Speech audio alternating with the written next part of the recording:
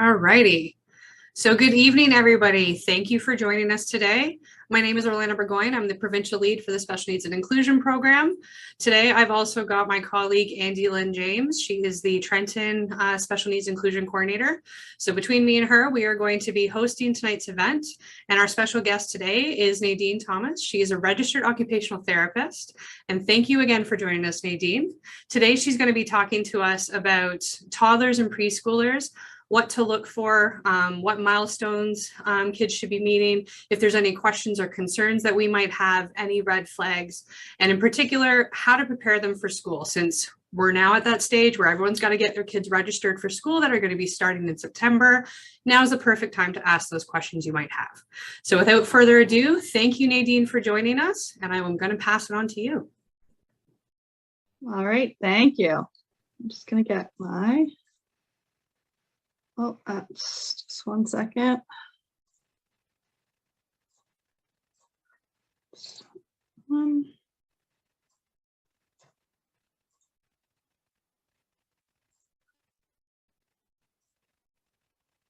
Hold on. See, this is not working just yet. Sorry.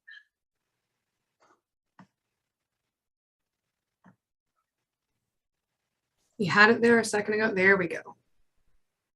You can see something now? Just hit it one more time. I think you just got a second delay. So hit it, share screen one more time, and we should be good.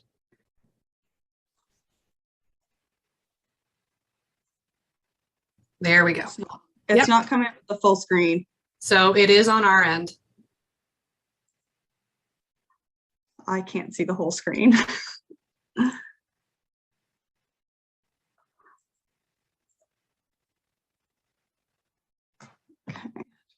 Okay. One more time.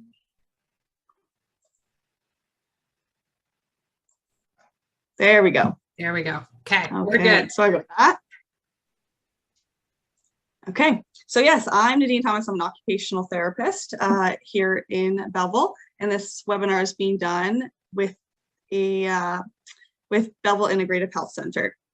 So today, like Orlana said, I will be chatting about preschool tips and tricks, focusing on those skills, what you need to know, what to look for, how to practice it, and then again, those developmental milestones, what it means.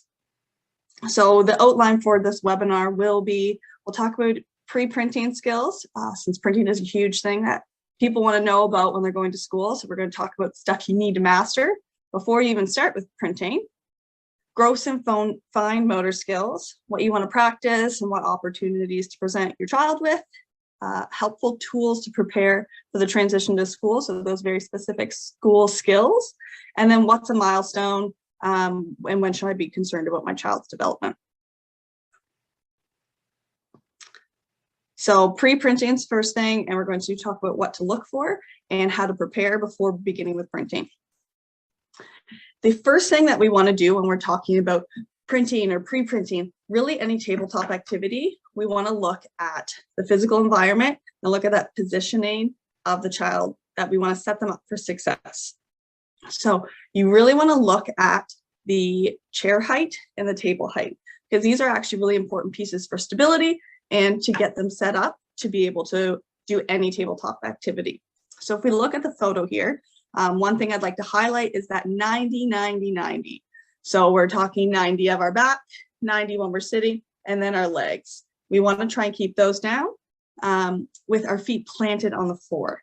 If we can't plant our feet on the floor, then we want to look at using a stool so that we can keep that 90, 90, 90. We want the trunk to be upright, not too slouched forward or backwards.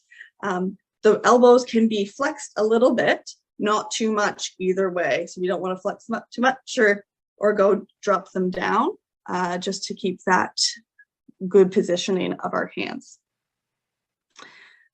So like you really want to look at where they're sitting. So some children might need this more than others. Some, it doesn't matter where they're sitting, but you want to think about that just to give them that opportunity for success.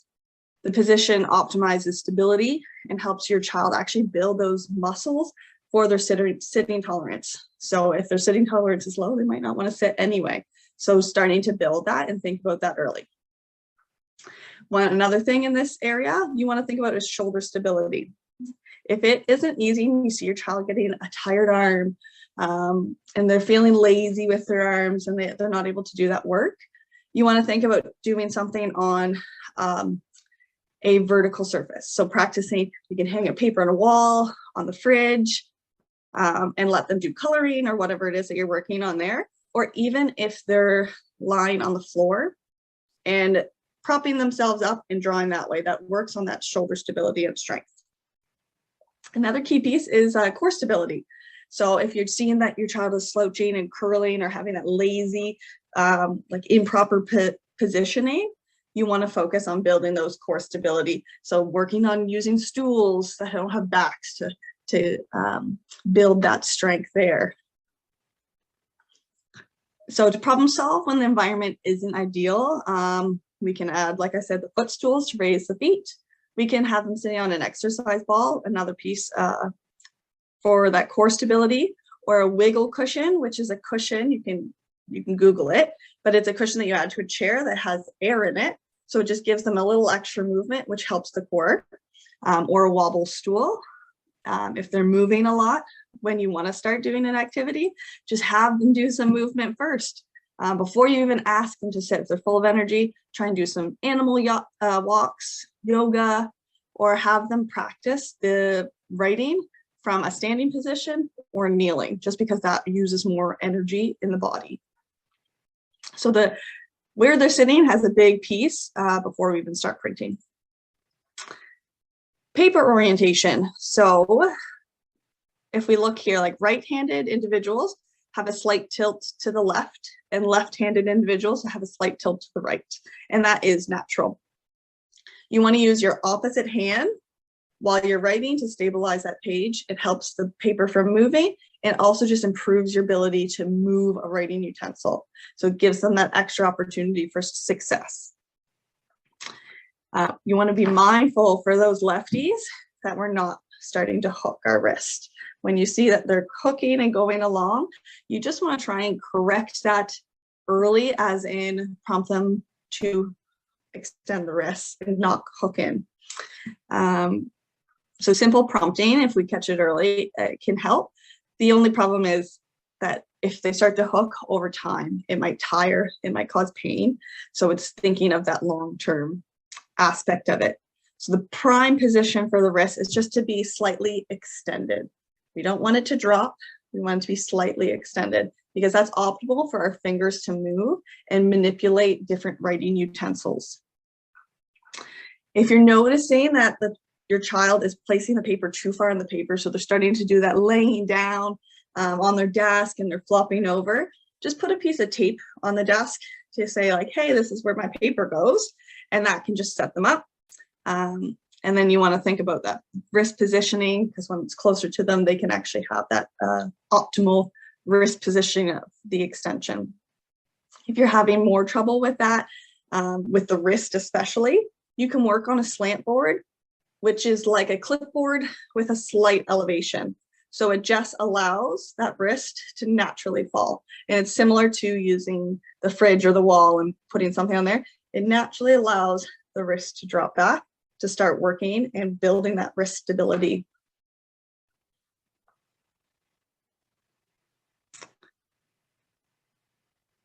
So this is the pencil grasp. This can be kind of a hot topic in schools and before, because everyone wants to have that ideal grasp.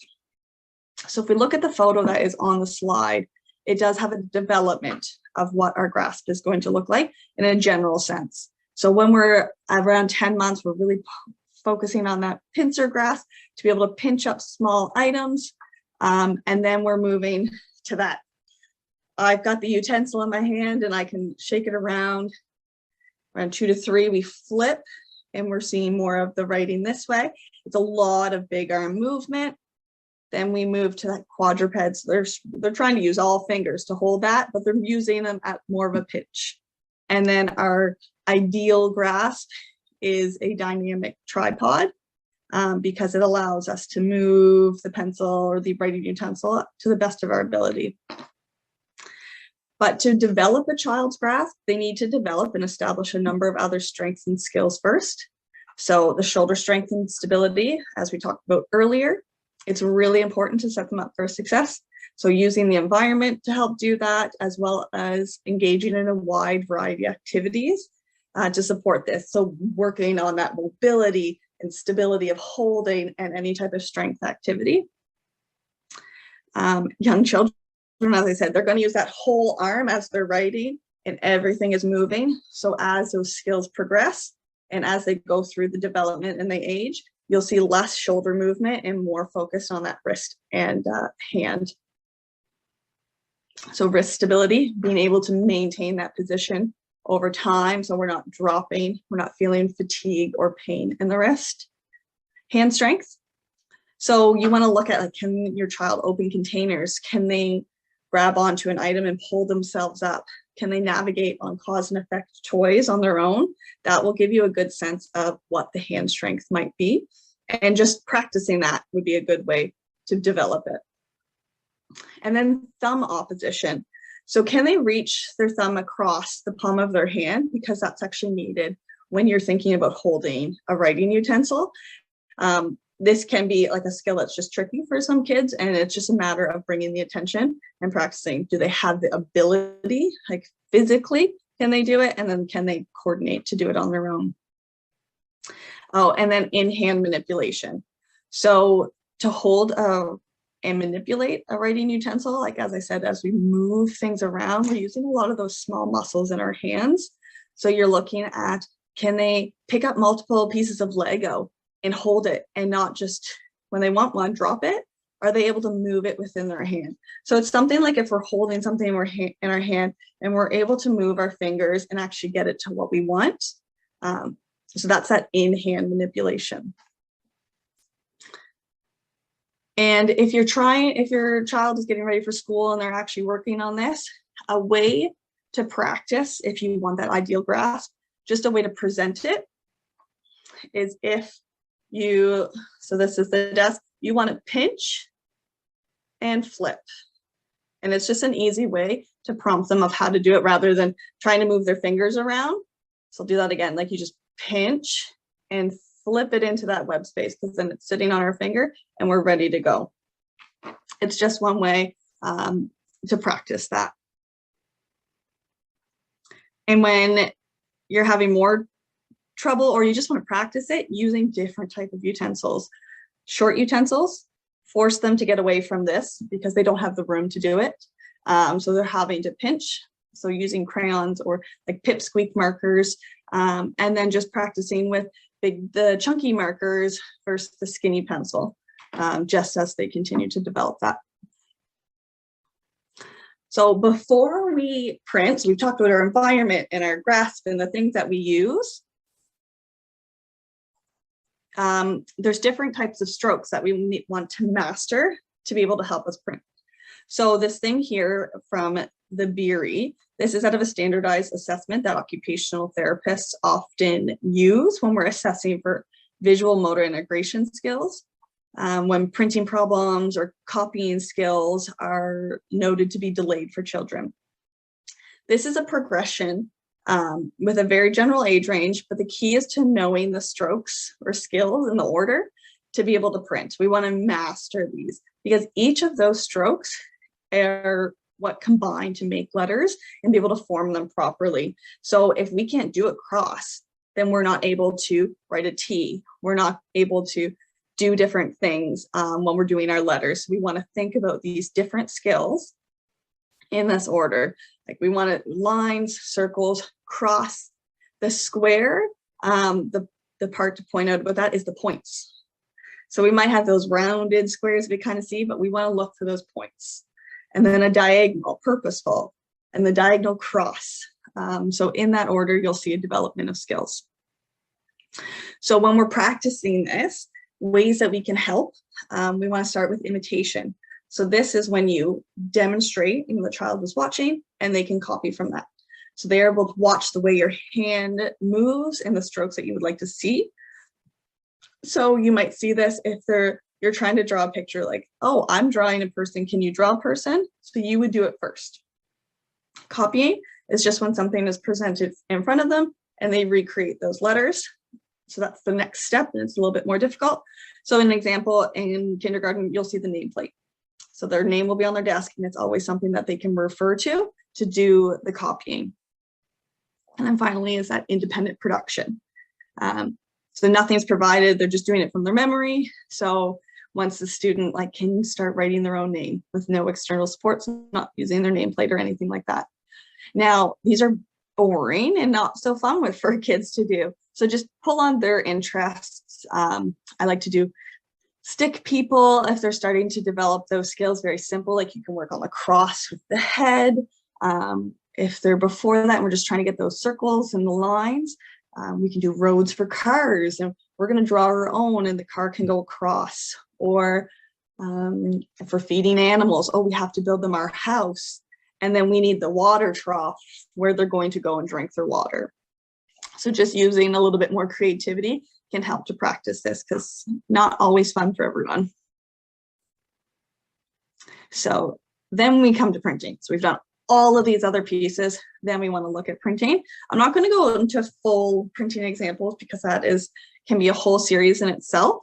But these are just some things to consider when you're helping your little one get used to the idea of school and expectations. And maybe they're at that point where they're ready to start printing. And by all means, start practicing. And these are tools that your teachers and your school occupational therapists can help work with your children.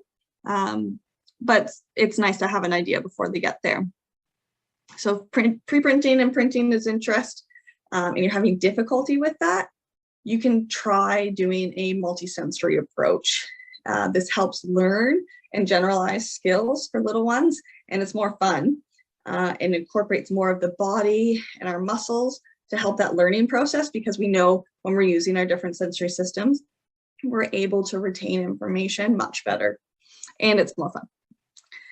So things that you can do, you can draw the letter in the air. So we're doing a big A, then we're trying to do it in our hand, but then we can use other tools. We're finger painting, we're painting with brushes because that's using a different type of utensil. We're using markers, things like that.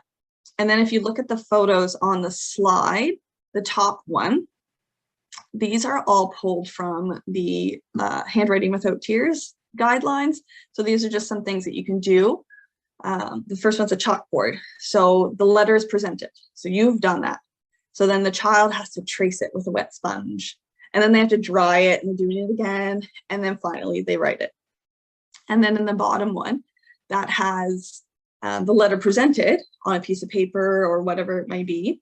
And then they have Play-Doh. So they learn to roll it and manipulate it. So we're working on hand strength, we're working on coordination to be able to mold it around to look at that letter. So it's just another way of looking at the letter and practicing it to help memorize it. So then next, that's all for printing. And then we're going to go on to some fine and gross motor skills. So this will be an overview of a few different skills that might benefit when you're transitioning to school. So fine motor skills. At this age, we're focusing on our activities of daily living. So for a child, that would be our dressing, bathing, eating, playing. So this involves all those little things and little pieces that we do every day to help ourselves and build our independence. When we're talking about fine motor, it's using our small muscles, like I said, those small muscles in our hands, those small movements that we do for a lot of different things. So we're looking at strength, we're looking at dexterity, manipulation, bilateral coordination, which is that ability for both hands to work in sync and work together to achieve achieve a skill. So with dressing, we're thinking about, does the child have strength in their hands to pull up their pants? Do they have bilateral coordination to do a button, because that takes two hands, or hold and do up a zipper? Coordinations to be able to get our arms through those holes in our shirt, which can be just so tricky sometimes. Tying shoes, that's a lot of fine motor skills and a lot of cognition. So that's just a whole other layer. Or even just Velcroing a shoe. That all involves our fine motor skills. With respects to bathing, are they effectively bathing? Are they being able to wash themselves or participate more in cleaning themselves when they're in the bathtub? Another for hygiene would be wiping their nose. Can they actually get to the nose? Can they get those little boogies out? Can they move their hand appropriately rather than just wiping it across? A lot of manipulation involved there. Brushing their teeth. We're thinking about coordination, thought, where is that toothbrush? Should we get that tooth? We're manipulating it. And just strength to be able to hold a toothbrush and actually continuously brush our teeth over time. Eating, we're using utensils. We're being able to get that soup on the spoon or rice and actually being able to hold it and then get it to our mouth. Are we able to start cutting soft foods, working on that bilateral coordination? Being able to just pick up food and get it to your mouth, and just making eating times a little less messy. So playing, worth looking at Lego, Mega Blocks. Are they able to use two hands and put it together? The strength to pull it apart. Turning pages in a book, climbing a jungle gym, being able to hold on to a bar, putting clothes onto a doll, etc. So ways that we can practice and build fine motor skills is doing them. So like those things that I just mentioned, but we're also looking at providing opportunities and exposure, especially to small manipulatives. Allowing your child to explore different tools and move things within their hands. Play-Doh, my favorite. There are so many different things that you can do with Play-Doh. You can roll it, you can pinch it, you can squeeze it, you can pull it. All really good to build hand strength. You can hide toys in it, so they have to work at pulling it apart and picking out that toy, so working on that pinch, but also the hand.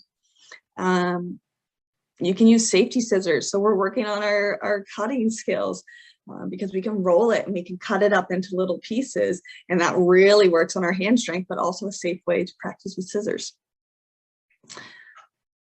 Then we have beads and strings. So if they're interested in building bracelets or necklaces or working on patterns or just working on color identification, that all can be used with the hands and manipulating small objects with pincer, really working on that in-hand manipulation. We're dropping beads, we're picking them up, we're picking a whole bunch. Being able to string the bead onto the needle or onto the thread is really tricky, but a great way to practice. And then lunch containers. So you can use those in sensory play if your child does that. So sensory play meaning exploring with tactile and textures and different things. A lot of people will do it with rice, sand, kinetic sand, dirt outside, anything like that. Just throwing in lunch containers, things with twist lids, pulls, snaps, any of those things, just to build and play and pour, are all really fantastic ways to build on that fine motor practice. Another one I really like, if you're doing sensory play, take a tennis ball, cut it in half. You can squeeze it and make it into a monster. You're eating whatever it is by pinching it and squeezing it if they're really having trouble with fine motor. So gross motor. So when we're looking at this gross motor at the preschool age, we're focusing on those play skills. We're looking at running, jumping, hopping on one leg, balance on two legs just in standing on one leg, or dynamic balance. So that balance being while we're moving and navigating that agility piece. Skipping, so hard to learn. There's a lot of cognition that's involved in that on top of the gross motor ability. Running around obstacles, so navigating your way in space. You're not tripping over that bag that's in front of you. You're not walking and bumping into the wall. Navigating the different terrains. So we're on the playground. Are we on sand? Are we on rocks? Are we on the squishy ground? Are we on grass? Do we have hills? So many different ways, which is huge when you're learning gross motor skills, and trying them and just practicing them is the best way to learn that one. So the ways to practice and build gross motor skills, obstacle courses. These are absolutely my favorite way to work on gross motor skills, because you can tackle any and all of them, whatever is appropriate for your child. So you can add lots of skills together. Some of them may be too advanced for kids. You may put too many obstacles together because not only does an obstacle course require gross motor skills, a lot of cognitive skills. We're thinking the whole way, what's next? What are we doing? What do we have to follow? So when we lessen the number of obstacles, it makes it a little bit easier for kids. Another way to make it a little bit easier, you're demonstrating it. So before they run through the course, you're running through it, or you're doing it side by side, or you're walking with them and telling them what to do.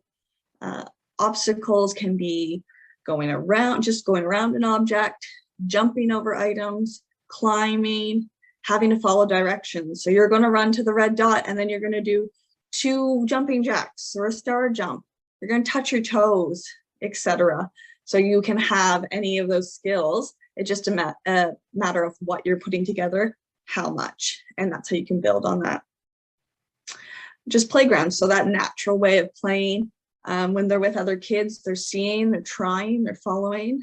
We have climbing, sliding, walking, looking at all those terrains, swinging. So encouraging them to explore and push their limits. You can be on the jungle gym with them, encouraging them to follow you, just to try different things. Skipping ropes. So this is a tricky one, but definitely can be practiced. It involves a lot of coordination of hands, body, brain. But if skipping rope is difficult, just encouraging them to do the 1, swinging the rope over and then jumping over. So we're doing it a 1, 2. So that makes it a little easier for them to follow, or even just exposing them to it by laying them on the ground and we're just working on jumping over them. Lots of ways that you can modify these activities just to get some practice in, and then you can keep increasing the difficulty as you go. Free stance, so helping explore their body and space, those proprioceptive skills and coordination. We're listening to the directions of who's calling them or who is turning off the music, because we have to be listening to that as we're going, and stopping their body in motion. So our body wants to keep going. So being able to stop is a great skill. And then similarly, red light, green light. So that's more of that running. So we're looking at that agility of stop start. And that is a really tricky thing. So practicing that is a safe way for children to build that gross motor skill. So now on to school specific ideas. So when we're getting ready to transition to school, other than those gross and fine motor skills and the printing that we talked about, there are a number of other skills that you can work on to help make that transition a bit easier. You want to consider those tasks and activities and responsibilities that a child is going to have that is only specific to the school environment. Some areas are going to be easier than others, but that's why we practice. And it just takes the opportunity to be exposed to learn those skills. So when you're thinking about school, you want to think about the skills that are used in the classroom. So first thing we do, we're lining up. This is the ability. We're taking an instruction. Someone has told us to line up where the bell has gone. So we have to go stand in a singular place and follow among peers. At home, you can practice by following directions.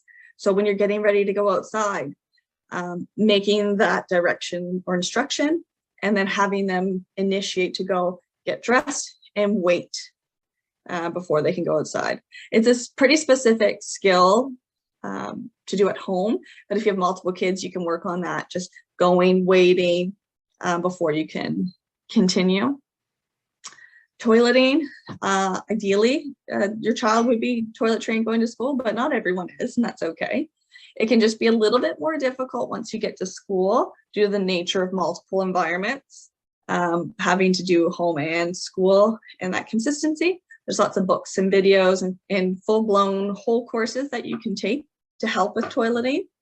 But some things that you can try are visuals. So having on the wall beside the toilet, what are the steps to toileting? Okay, I have to come to the bathroom. I have to pull my pants down. I have to go up on my stool, whatever it may be, but having those steps can be really helpful.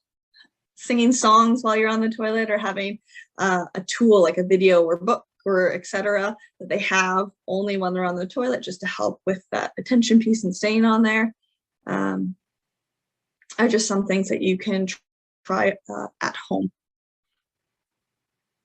Like I talked about earlier with the sensory play, opening lunch containers. When there's a room of 30 kids and all 30 kids need help getting into their lunch, it can be really hard for a teacher, but it also limits the time that your child might have to eat because they're working on getting around to getting everything open. So you can add those different types of containers to their sensory play. Or you can even have, as you're getting ready to school over the summer, have all their snacks put into the lunch containers that they're going to have when they're in school. You're there to support as they practice, but they're having that exposure and they're trying to do those things on their own. So not only thinking lunch containers, but like granola bars and pulling open or fruit snacks and different ways that they can get into that. Following routines and schedules. So schools are set up with a quite rigid schedule to provide predictability for students and to support the ability to participate in the activities throughout the day. So this can be practiced at home, as it can be difficult for children to transition to an environment where they have an extremely structured day and they have set times to play. So that can be the hardest part for kids. So at home, often families will have like a morning routine or a night routine of when we're getting undressed and dressed and eating and bathing and things like that.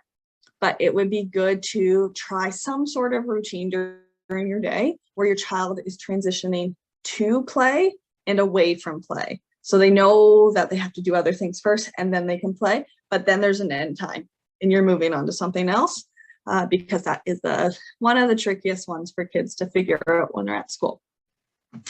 And identifying their belongings. Kids come with lots of stuff, especially when we hit winter. There's a lot of things we need to figure out and remember. It helps when they know what theirs is versus someone else's. To practice at home, if you have multiple kids, it's a lot easier because then you can just try and shuffle things up and see if they can find their own. But if there's just one child in the home, hide and seek. So wherever you may keep your stuff, just putting it in places where they might be able to find it. Just, it's a game, and then it allows them to look and see, okay, that's mine, that's what I'm looking for. And if they're having trouble with even that, doing the hide and seek, using visuals. So you can have like cartoons of the type of things that I'm looking for, or if they're really struggling, using pictures of what their specific items are can help in navigating like, okay, I'm missing this or I need this, just to help them through that.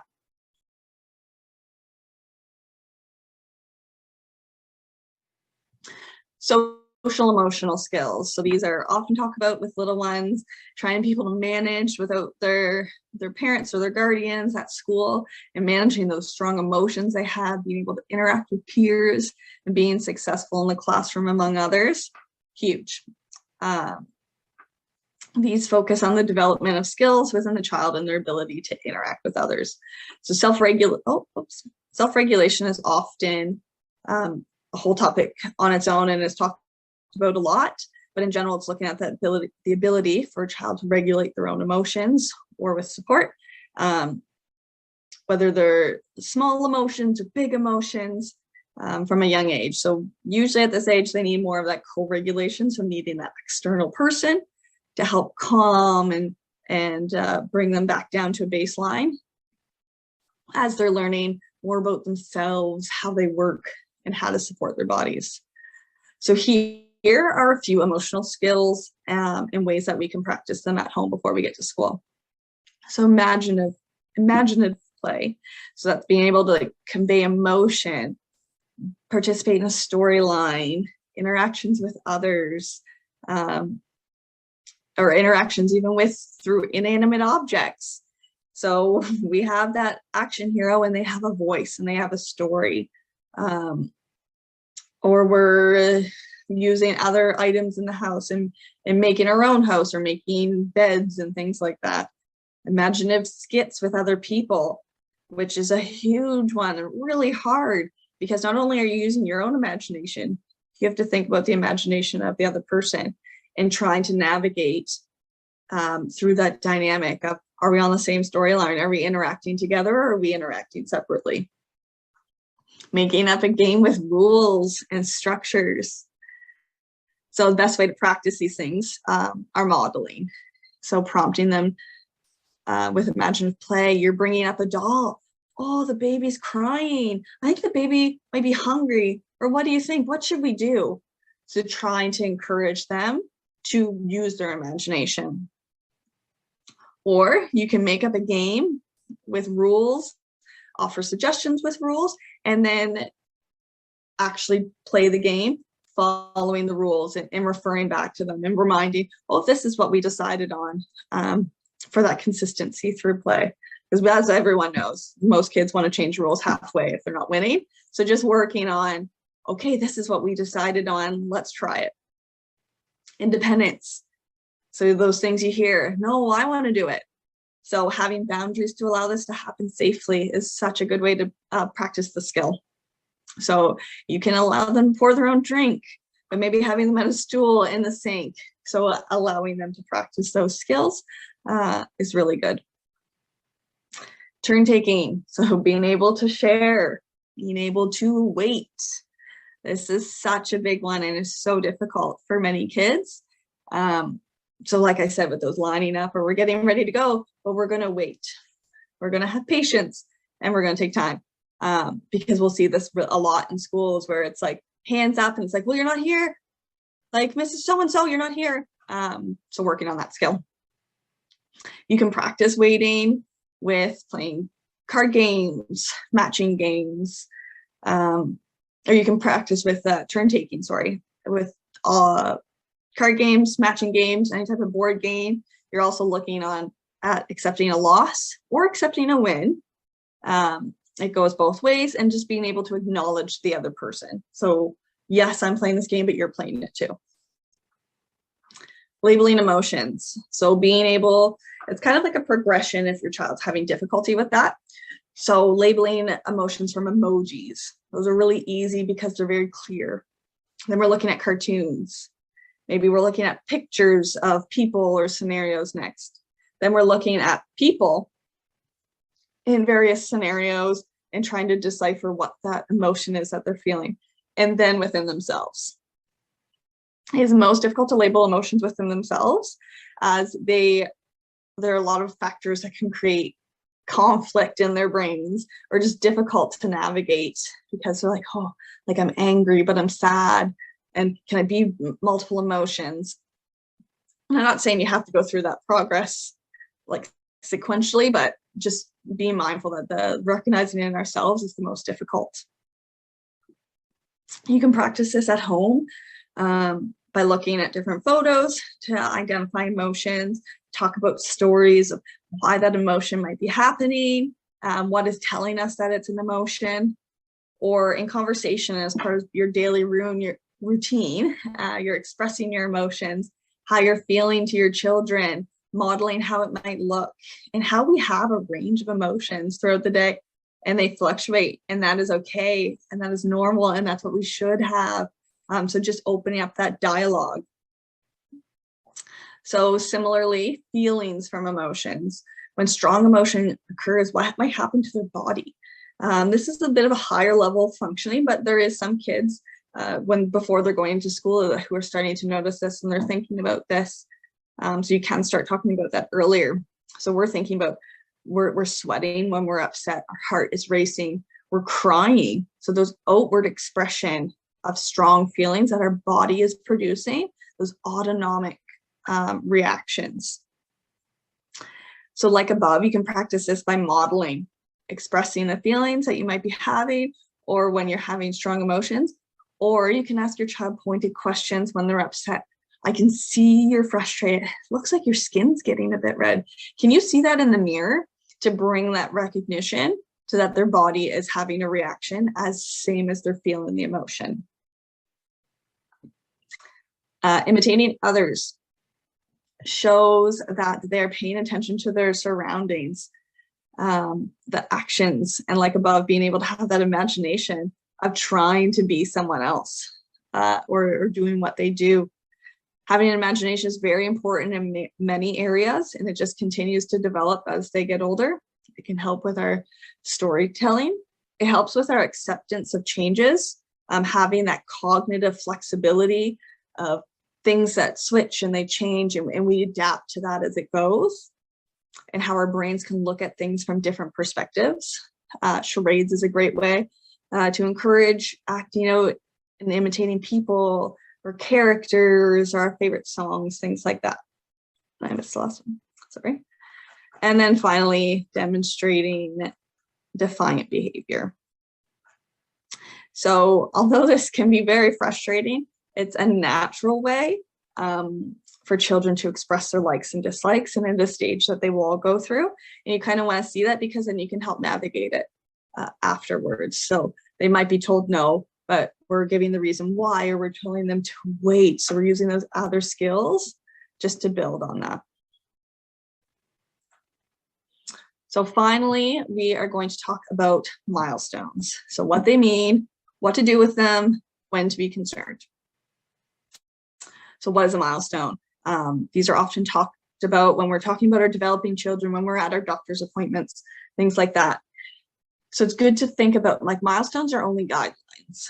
They are not set in stone that at this age, this child should achieve this. It's for parents and for health professionals to have an idea of when we would start seeing some of these skills develop.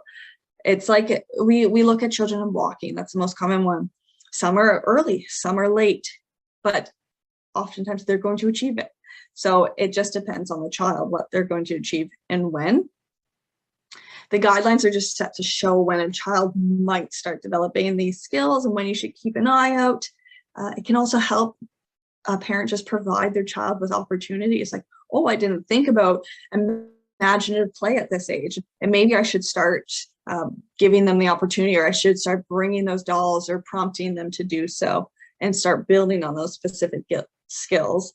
The guidelines are based around an age for the child and the relative time when you might see it. Developmental milestones and their checklists will often be broken down into specific areas just to kind of make it easier to understand, and they will coincide with each other. So the areas would include language and communication. So just that ability to express, understand, communicate reciprocally with different people. Like cognition, so that thinking, learning, problem solving, and it also can include imaginative play. And then our physical and movement development, so that fine and gross motor skills that we talked about earlier. And then that social emotional piece, so the understanding of emotions, understanding of real versus imaginative. So is there a monster under the bed? Is there not? Understanding what friends are and learning how to make connections with like-minded children, or sharing interests with other peers. And then just to note, when it comes to premature born babies, you would consider an adjusted age rather than just looking at the age of your child. You want to take their actual age of that day minus the number of weeks that they were born early, because we have to think about that growth in utero, and that is considered when we're looking at milestones. So they may be a little bit more behind in catching up, maybe not, but it just gives you that reassurance, like it might take a little bit longer for them to get to it. So this is just for example. There's many different milestone checklists and different things that you can find online, just that has a general list. To find the most accurate milestones, definitely consult your doctor or healthcare practitioner, whoever it is that you work for or work with, for a more extensive review. This is a list I pulled from the CDC in the States that is easily accessible to families online. They have a printable checklist, everything like that. And this list is highlighting that the skills that would be achieved of a child who is 3 years old. And as you look at the checklist, it continues to build on itself from, like, I think 3 months up until 5 or 6 years. So it's just skills that continue to build on themselves. So if you're looking at a list, my kid's not doing anything, just go to the one before and see if some of those apply. And then you can learn how they build on one another. And so, as I mentioned, these are guidelines. Not all children will be the same. So here, as a 3-year-old, we're looking at emotional and social. They're starting to calm down within 10 minutes after you're dropping them off at daycare. They're not getting upset the whole time. They miss you, but they're able to calm themselves. They're noticing other children in play and they're starting to join them. So not just playing side by side, they're playing with each other. Language and communication, we're doing that back and forth. They're asking all those who, what, why, where questions all the time. Where's mommy? Where's daddy? Those inquisitive questions all the time. It says action is happening. The book, they're saying first names when asked, talks well enough for others to understand. So you're getting more of those linked words, short phrases or questions. Cognitive milestones. So they're drawing that circle and they're starting to look at what you're doing to be able to recreate, knowing to avoid touching hot objects when they're warned. Physical, stringing items together like large beads or macaroni. So being able to start putting that item on the string, which is a really tricky one to understand, because not only are we putting it on, but then we're having to grab the string and completely pull it onto the string. So there's a lot of pieces to that. Puts on some clothes by themselves, loose pants or jacket, and starting to use that fork more consistently. And then if we look at the 4-year-old, the social emotional, they're starting to pretend. They're starting to be someone else. We're really seeing those imaginative skills, asking to play with other children they want. They're seeking it. They're knowing to comfort others. So before they were just trying to comfort and calm themselves from being separated from parents, but now they know that they see those emotions in someone else, wanting to be a helper, avoiding danger, and changing their behavior based on where they are. So they're noticing the environment impacts how they interact. Then those language, we're looking at those sentences with 4 more words. We're really starting to get that communication. They're knowing some songs or stories. They're being able to tell you something that happened, and answering simple questions. Then those cognitive skills, we're starting to look at those colors. We're starting to tell what comes next in a known story. So they're having that memory, and being able to draw a person. So adding those skills into those pre-printing pieces that I talked about. And then movement and physical, they're catching a large ball. They're serving and pouring water with supervision. They can unbutton. They're using those 2 hands. They're building that bilateral coordination. And they're holding crayons between fingers. We're moving away from this, and we're starting to see some fingers attached to the utensil. So there is a lot of different development when we look from that 3 to the 4. So your child might be all across the board with some of those skills. So you want to look at all of them, and then that just gives you an idea of things to practice. So as I mentioned, these are guidelines. Not all children will achieve the exact same. Some may be early, some might be late. And if you're looking at these developmental checklists, you can use some of those tools that we've talked about today and ways to practice and just expose them. Because if you're seeing that they're missing it, it's not the end of the world. Maybe it's something that they've never been exposed to. So they're not going to be able to just naturally pick up on a skill if they've never tried it. We want to try and expose and practice it to be able to see if they can pick it up. But if you're starting to notice that you've tried different practicing and exposure, and they're not quite picking up, or you're not seeing that progression, and you're starting to see delays in maybe multiple of those areas, so the social, emotional, and language and communication, and you're not seeing any progress, then that is when you should reach out to your healthcare professional, or your doctor, and they can help tease out what areas there might be delays in, and if they need extra help. Do they need just that boost of different skills to learn, or is there something further that you might need help with and what those next steps would be? So that is it, and it's time for questions. Thank you so much. So we have actually a couple of questions so far. If anybody has any additional questions as we go through, now would be the time to pose them. Feel free to put them in the comment section on Facebook or in the Q&A session on the Zoom link, whichever you are more comfortable with. If you also want to pose a question that's anonymous, feel free to direct message me and I will be sure to relay your question. So a couple of questions that we have. I've got one that says, when should I worry about my child's development? So like, as I just kind of chatted about, so first try. So look at it. You can look at one of the milestone checklists, see where they should be, give them some opportunities to practice and try it. You're imitating, you're modeling. And if they're not picking up on that over time or over a couple practices, then you're trying other things in that area as well. So not just one skill, we're looking at all of those breakdowns in like the physical and movement. So if you're seeing delays over a couple of them over time, then I would reach out for and ask for questions and just some more help. Yeah, because like you said, kids develop a little bit differently. In some areas, they might exceed a little bit quicker. Some areas, they might be a little bit more behind, but that doesn't necessarily mean it's something to concern yourself with at this point, unless you're seeing, you know, certain amounts of things that are just not lining up, right? And then it's always good to ask those questions, right? Yeah, you're looking at the number of things and then over time, because we have to give them time to practice and try it. Exactly. So what are some of the best ways to support a baby that might have some developmental needs? So a younger child that might have some developmental needs that things are starting to pop up. Any suggestions that way for some of our parents with some younger kids? Unfortunately, it's the same thing. It's just practice. I focused on this webinar just around like the 3 and 4 and those preschool. But if you Google developmental milestones, like it looks at the ages and it breaks down into months. So we're a lot more specific just on that, the pushing up, the rolling in directions. And like I said, for babies, like they can't do it. They can't just practice. So you're simulating and you're simulating the movie, see if you can get them and promote them to try it.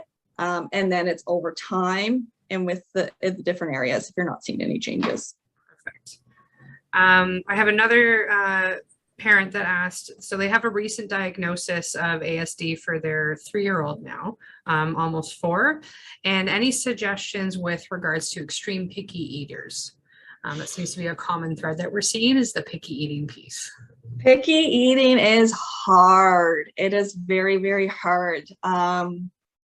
There's a lot of pieces and a lot of research behind picky eating, so it's hard to give a blanket answer for that.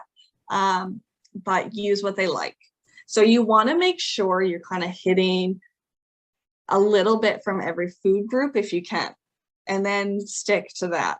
And then if you have something that they are only eating. So like the example I always use is if a child is only eating chicken nuggets from McDonald's.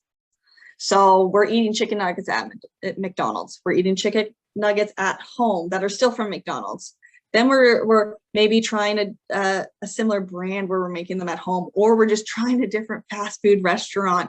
And then we're pairing it with the ones that we can make at home. And we're doing that slow process of introducing based on what they like. So we're just keep building on it. The thing I would recommend most is don't trick your kids. Don't try and sneak something in if they are an extreme picky eater, because we have to worry about, especially with kids with ASD, is that negative connotation around food. So if they have a bad experience, it's going to be a lot harder for you to get there. Perfect. Thank you. So the old school thought of blending up all the veggies in your spaghetti sauce might not necessarily be the best thing. Yeah, it works for some kids, but when we're worried about like, woof, this is our last chance to have a vegetable, and I wouldn't recommend that. Fair enough. Fair enough. So another question that I have is, so what are some suggestions that you might have on how to explain developmental delays to family and friends? So if you have a child that's been that has perhaps a diagnosis and they are a bit delayed in certain areas, and maybe there is a diagnosis to that, how can you start those conversations with families and friends? How can you explain that piece? Any suggestions? That's an excellent question. And yeah, you've got me stumped here, because it just depends on the delays, where the areas are, who you're talking to, how comfortable you are talking to them. I think being honest is always kind of good. Like, oh, this is where they're at.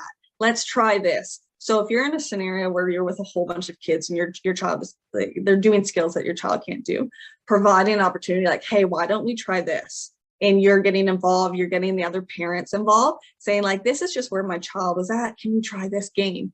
And taking that positive spin to show this is what they can do and this is where they're at, I think would be the best opener to it, because then they might see it to be able to open that conversation, because it can be really hard for someone to cognitively understand if they've never been in that scenario. So if we're using demonstration and modeling, I think that would be my best recommendation. Perfect. Yeah. And maybe even, if it's like you said, if it's somebody that you're close with that you have that conversation with, even talking about whatever that diagnosis may be, how that can impact children differently too, right? Because like you mentioned, just because there's a diagnosis doesn't necessarily mean that that child's going to be impacted the same way as another child with the same diagnosis as well, right? So keeping that absolutely. Mind, right? One child is one child. Exactly. Any suggestions? So I have a childcare provider actually that asked for some suggestions that you might have to help encourage some of the milestone development within a classroom. So when you're looking at, for example, toddlers and preschoolers, as you know, yes, they're within a particular age group, but their needs are very different. And when you're looking at groups that you have anywhere from 12 to 24 kids in a class, that can be a little daunting to try to make sure that we're meeting everybody's needs. So what suggestions would you have for those childcare providers when they have a very, very busy room to be able to make sure that they're working on some of those milestones and, trying to help some of those kids that might be a little bit behind or some that might be a little bit ahead and need a little bit more challenge? Absolutely, because that is so difficult when they all have different levels. It just depends on the skill. Like multi-sensory, there's a lot of opportunity for like kids who have more skills to just go ahead and do them, where the ones who are behind are starting to pick up on some pieces. So same thing as like that printing when we're doing like the water, like the chalk, the water, the dry. The child who's lower might not know what they're doing and they're just kind of following along, where the other one is tying it to the letter. So trying to be creative in that way. Or if you're doing something group, you can just modify it to the lower level and add a game aspect, make it fun. So those kids who are a little bit older are still wanting to participate. They're not like, oh, like I already know this. So making it really fun while still trying to include the child who is a little bit further behind. Excellent suggestions. And then last question that I have for you is, what type of community supports for children with developmental delays would you suggest? So being somebody from this area and with the experience that you have had, any particular suggestions that you might have for some supports? Obviously, occupational therapy, if you have concerns, is always a good thing. Whether or not to look at an assessment is always a good thing if you're seeing a lot of red flags after talking to your family doctor and that. But any other tips and tricks, stuff like that you would recommend? So between, unfortunately, this area and COVID, we are limited. But like Rolanda said, information is power. So getting those assessments, talking to your doctor, kind of knowing where you're at, and you kind of doing your own detective work of what the skills of your child are. And then unfortunately, like the resources in this area are a little bit lower, but you're looking at those social skills groups. It depends on if you're affiliated. Can you find any association or group of any sort, whether it's a sport, whether it's like a church or just an area? They are try and pull on your resources locally, as people will pair because there's someone else looking for the same thing you are. But for actual groups, there is limited. Fair enough. So a couple of things that I know of. So there's a few virtual programs that families can utilize. I get a lot of us are zoomed out. Trying to do that at home is also a little bit of a challenge, but there is that option for those that might feel that fit, or even, doing some virtual classes so that way you can take that home. I know there's a lot of early on programs that are doing some outdoor activities that might be beneficial for some families too. And then with things starting to open up in the next little bit, like you mentioned, right, there's a couple of extracurricular activities that may be beneficial, whether it's swimming, skating, anything like that. I know Battawa, for example, has the outdoor skate rink right now, so COVID's not an issue in that aspect of things. So, looking for variety, like you said, and finding things that they really enjoy. Tobogganing, which is also something that is a great thing to do and has a lot of benefits. I know you and I have chatted about this a couple of times. Yes, it's the winter, but there's a lot of things that we can do that we don't necessarily think about that come into play, right? So thank you. Yeah, there's natural opportunities with snow for those gross motor and fine motor. And then like the field of abilities, like that group in Belleville specifically, like they have Facebook groups, they have contacts, and they're reaching out, and they're always trying to find those extra groups or skills that kids can participate in. Awesome. I mean, who doesn't like to build a snowman, right? I built one in my backyard. Exactly, right? There's so many benefits to that. All right. Well, thank you, Nadine, so much. I really appreciate you taking the time this evening to speak with us and to share your information and your expertise on this.